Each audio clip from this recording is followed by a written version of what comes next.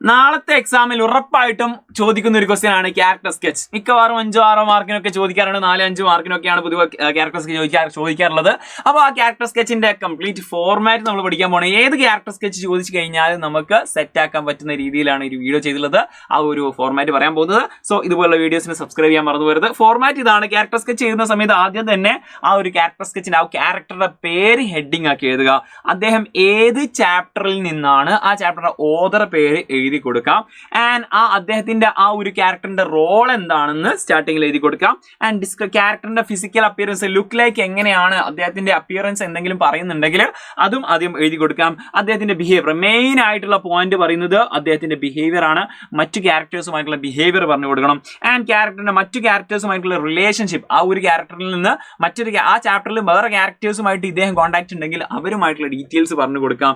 And ഈ ഒരു സ്റ്റോറിയിൽ നിന്നുള്ള ഈ ക്യാരക്ടറിന്റെ ബിഹേവിയർ നമ്മൾ ഡിസ്ക്രൈബ് ചെയ്ത് കഴിഞ്ഞു.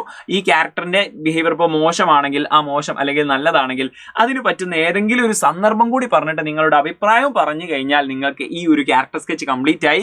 ഈ വരുന്ന ക്രിസ്മസ് എക്സാമിൽ നിങ്ങൾ ഗസ് ചെയ്തോ ഏത് ക്യാരക്ടർ ആയിരിക്കും വരാൻ സാധ്യതയുള്ളത്? ജസ്റ്റ് കമന്റ് ബോക്സിൽ ഗസ് ചെയ്തോ, നിങ്ങളുടെ ഫ്രണ്ട്സിന് വീഡിയോ അയച്ചു കൊടുത്തോ. ഫോർമാറ്റ് കീപ്പ് ചെയ്യുക, ഫുൾ മാർക്ക് നേടുക. മറ്റൊരു വീഡിയോ ആയിട്ട് വീണ്ടും കാണാം.